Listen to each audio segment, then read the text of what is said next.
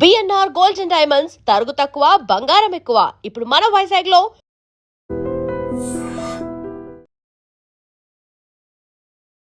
హైదరాబాద్లో drugs mafia మళ్ళీ చెలరేగిపోతోంది.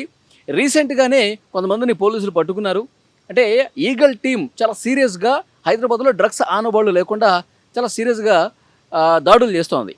అయితే పోలీసులకు వచ్చినటువంటి ఇన్ఫర్మేషన్ అబిడ్స్లో డ్రగ్స్ కొనుగోలు అమ్మకాలు జరుగుతూ ఉన్నాయని చెప్పి ఒక పక్కా ఇన్ఫర్మేషన్ రాగా పోలీసులు అక్కడ తనిఖీలు చేయడానికి వెళ్తే ఎవరైతే డ్రగ్స్ను అమ్మారో అతను పట్టేసుకున్నారు పోలీసులు. పట్టుకున్న తర్వాత ఎవరికి అమ్మాడు, వాళ్ళు ఎటువైపు నుంచి వస్తూ ఉన్నారు, ఏంటి డీటెయిల్స్ అన్నీ కూడా కనుక్కొని అతని నుంచి ఇన్ఫర్మేషన్ తీసుకుని చాలా పక్కా సమాచారంతో వ్యూహాత్మకంగా వాళ్ళని పట్టుకునే ప్రయత్నం చేస్తూ ఉన్నారు పోలీసులు. అబిడ్స్ దగ్గరికి వాళ్ళ కారు వచ్చింది.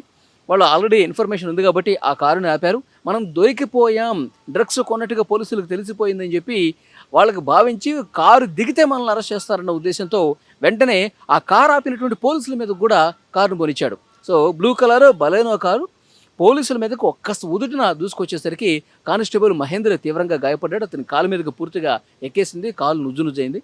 సో వెంటనే అతన్ని ఆసుపత్రికి తీసుకెళ్లారు. కారును ఆపే క్రమంలో సిఐకి ఇంకొక కానిస్టేబుల్ కూడా స్వల్పంగా గాయాలైనటువంటి పరిస్థితుంది. అంటే డ్రగ్స్ మత్తులో ఏం చేస్తున్నామో కూడా విచక్షణ కోల్పోయి పూర్తిగా ఈ విధంగా ప్రవర్తిస్తున్నటువంటి పరిస్థితుంది. సో ఈగల్ టీంకి నార్కోటిక్ పోలీసులు, స్థానికంగా ఉన్నటువంటి పోలీసులకి ఎప్పటికప్పుడు పక్కాగా సమాచారం ఉంటుంది కాబట్టి వాళ్ళు తనిఖీలు చేస్తూ ఉన్నారు. సో గత వారం కూడా ఇదే విధంగా వలపన్ని పట్టుకున్నారు కొంతమంది వ్యక్తుల్ని. సో ఇప్పుడు అబిడ్స్లో తనిఖీలు చేసుకుని డైరెక్ట్గా పోలీసుల మీదకే వాహనం పంపించారంటే నిజంగా వాళ్ళు డ్రగ్స్ కోసం ఎంత బానిసలుగా మారిపోయారు. డ్రగ్స్ దందా హైదరాబాద్లో ఏ విధంగా జరుగుతుంది, పోలీసులు ఈగల్ టీం కళ్ళు కప్పి ఏ విధంగా వీళ్ళు డ్రగ్స్ దందా చేస్తున్నారన్నది కూడా చాలా క్లియర్గా ఇక్కడ అర్థమవుతుంది. ఇప్పుడు ముందు ఎవరైతే అమ్మినతను పట్టుకున్నారు కదా, సో అతనికి ఈ డ్రగ్స్ ఎక్కడి నుంచి వస్తున్నాయి, ఇప్పుడు కారు బోనిచ్చిన వాళ్ళందరూ కూడా డ్రగ్స్కి వీళ్ళు బానిసైన డ్రగ్స్ మత్తుకి బానిస అయిపోయి ప్రతి వారం కూడా కొనుగోలు చేసే ముఠాగా ఇది కనిపిస్తోంది. సో డెఫినెట్గా ఎవరైతే అమ్మారో వాడికి ఎక్కడి నుంచి ఈ డ్రగ్స్ అనేవి సరఫరా అవుతున్నాయి, గోవా నుంచి వస్తున్నాయా, ముంబై నుంచి వస్తున్నాయా, బెంగళూరు నుంచి వస్తున్నాయా, అసలు హైదరాబాద్లో రావడానికి కారణం ఏంటి, ఇది ఎన్ని రోజుల నుంచి వీళ్ళు ఇక్కడ డ్రగ్స్ అమ్ముతున్నటువంటి పరిస్థితి ఉంది. సో ఇదంతా ఎప్పటి నుంచి జరుగుతున్నది కూడా చాలా రూట్ లెవెల్లో పోలీసుల దర్యాప్తు అనేది చేస్తున్నటువంటి పరిస్థితి. ఇంకా చాలా ఘోరమైనటువంటి విషయం ఏంటంటే డైరెక్ట్గా పోలీసులన్న భయం కూడా లేకుండా ఏదో తప్పించుకోవాలనే ఉద్దేశంతో పోలీసుల మీద ఒక హత్యాయత్నం చేశారని చెప్పాలి.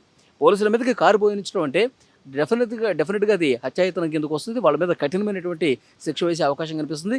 డ్రగ్స్ తీసుకుంటున్నారు, డ్రగ్స్ దందా చేస్తున్నారు, పోలీసుల మీద హత్యాయత్నం. సో ఈ మూడింటి కేసులకు సంబంధించి చాలా సీరియస్గా పోలీసులు కూడా ఉన్నట్టుగా తెలుస్తోంది. సో డెఫినెట్గా పోలీసు ఉన్నతాధికారులు కూడా ఈ ఘటన మీద చాలా సీరియస్గా యాక్షన్ మొదలుపెట్టినట్టుగా తెలుస్తుంది. అసలు హైదరాబాద్లో గతంలో ఈ పరిస్థితి చాలా ఘోరంగా ఉండేది. ఈ పబ్స్లో కావచ్చు, చాలా చోట్ల ఈ డ్రగ్స్ యథావిధిగా ఇదంతా నడిచేది. డ్రగ్స్ తీసుకోవటం కానీ, డ్రగ్స్ మత్తులో ఉండి విపరీతంగా ఇవన్నీ జరుగుతుండేవి. కానీ గత కొన్ని రోజుల నుంచి ఈగల్ టీం చాలా పటిష్టంగా దాడులు చేస్తోంది, తనిఖీలు చేస్తోంది. మళ్ళీ డ్రగ్స్ ఆనవాళ్ళు ఎక్కడ కూడా కనిపించకుండా ప్రయత్నాలు అనేవి చేస్తున్నటువంటి పరిస్థితి. సో పోలీసులు సీరియస్గా యాక్షన్స్ తీసుకుంటున్నారు కాబట్టి ఇలాంటివన్నీ కూడా బయటపడుతున్నాయి. అయినప్పటికీ కూడా కొంతమంది పోలీసులు కళ్ళు కప్పి ఈ విధంగా దందాలు చేస్తూ ఉన్నారు. సో మొన్న రీసెంట్గానే పట్టుకున్నటువంటి కేసుకు సంబంధించి కూడా గోవాలో లభ్యమైనట్టుగా తెలుస్తోంది, కొన్ని ముంబై నుంచి వస్తున్నట్టుగా తెలుస్తుంది, కొన్ని విదేశాల నుంచి కూడా కొంతమంది ఈ విధంగా తెరచాటుగా ఎక్కడ ఎవరికి అనుమానం రాకుండా వాళ్ళు ఇట్లా హైదరాబాద్లోకి డ్రగ్స్ని తీసుకొస్తూ ఉన్నారు. సో డెఫినెట్గా ఇవన్నీ కూడా మళ్ళీ రిపీట్ కాకుండా ఉండేందుకు, అసలు ఎక్కడి నుంచి వస్తున్నాయో ఆ రూట్ను కూడా వెతికేందుకు పోలీసులు చాలా క్లియర్గా దీని మీద ఇన్వెస్టిగేషన్ మొదలుపెట్టినట్టుగా తెలుస్తుంది. ఇప్పుడు ఈ సైఫ్ అనే వ్యక్తి, హుస్సేను, తర్వాత ఇంకొక వ్యక్తి కారులో ఎవరైతే ఉన్నారో వాళ్ళందరినీ కూడా ప్రస్తుతం పోలీసులు అదుపులోకి తీసుకున్నారు. వీళ్ళని కఠినంగా శిక్షించాల్సినటువంటి అవసరం కనిపిస్తోంది.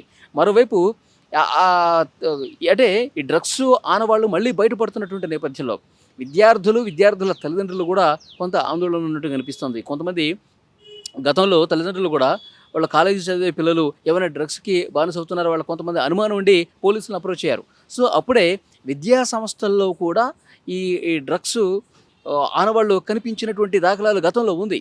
సో మనం చూసాం, బోయినపల్లిలోనే ఒక స్కూల్లోనే సపరేట్గా ఒక రూమ్ తీసుకొని డ్రగ్స్ తయారు చేసినటువంటి పరిస్థితి ఉంది. సో అదే వ్యక్తి మళ్ళొకసారి పట్టుబడ్డాడు, మళ్ళీ ఊళ్ళో తయారు చేయడం మొదలుపెట్టాడు. ఆ వ్యక్తిని మళ్ళీ అరెస్ట్ చేశారు. ఒకసారి అరెస్ట్ చేసి అతని స్కూల్కి సంబంధించినటువంటి ఏవైతే అవన్నీ కూడా రద్దు చేశారు. అయినప్పటికీ అతనికి బుద్ధి రాలేదు. మళ్ళీ డ్రగ్స్ తయారు చేస్తా ఉన్నాడు. తయారు చేసి హైదరాబాద్లో అమ్ముతున్నటువంటి పరిస్థితి ఉంది. సో డెఫినెట్గా ఇప్పుడు విద్యా సంస్థలు ఏదైతే ప్రైవేటు కాలేజీలు ఉన్నాయో, యూనివర్సిటీలు ఉన్నాయో, వాటన్నిటిలో కూడా ఎక్కడ ఏ మూల కూడా డ్రగ్స్ ఆనవాళ్ళు కనిపించకుండా సో ఈగల్ టీమ్ చాలా సీరియస్గా వర్కౌట్ చేస్తుంది. సో అట్లా ప్రతి క్షణం కూడా కనిపెడతా ఉన్నారు. ప్రతి నిమిషం కూడా వాళ్ళ ఫోన్లు ట్రాన్సాక్షన్స్ ఎక్కడి నుంచి తీసుకుంటున్నారు, వాళ్ళు ఇప్పుడు దొరికిన వాళ్ళ ఫోన్లు కూడా కాంటాక్ట్ లిస్ట్ను కూడా బయటకు తీస్తున్నారు. ట్రాన్సాక్షన్ బ్యాంకుకి సంబంధించిన లిస్ట్ కూడా బయటకు తీస్తూ ఉన్నారు. ఎందుకంటే వీళ్ళు ఎన్ని రోజుల నుంచి ఇప్పుడు పోలీసులకు ఇన్ఫర్మేషన్ ఉంది కాబట్టి వీళ్ళు దొరికారు.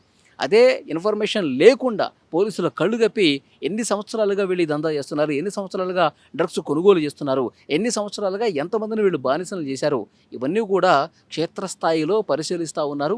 దర్యాప్తు ఇంకా సీరియస్గా జరుగుతుంది. సో పోలీసు ఉన్నతాధికారులే కాదు, సో పాలకులు కూడా దీని మీద ఇంకా సీరియస్గా ఇన్వెస్టిగేట్ చేయాల్సినటువంటి అవసరం కనిపిస్తుంది. ఈగల్ టీంని ఇంకా పటిష్టం చేసి హైదరాబాద్ మాత్రమే పరిమితం కాకుండా ఇక్కడ సెకండ్ క్లాసు టౌన్స్ ఏవైతే ఉన్నాయో అక్కడ కూడా చాలా క్లియర్గా దర్యాప్తు చేయాలి. అక్కడ విద్యా సంస్థలు కావచ్చు, అక్కడ ఏమైనా ఆనవాళ్ళు ఉన్నాయా, అక్కడ పిల్లల్ని చెడగొట్టే విధంగా ప్రయత్నాలు ఏమైనా జరుగుతున్నాయా, అక్కడ కూడా ఏమన్నా పిల్లలు ఈ డ్రగ్స్కి తల్లిదండ్రులకు తెలియకుండా బానిసలుగా మారిపోయినటువంటి పరిస్థితి ఉందా.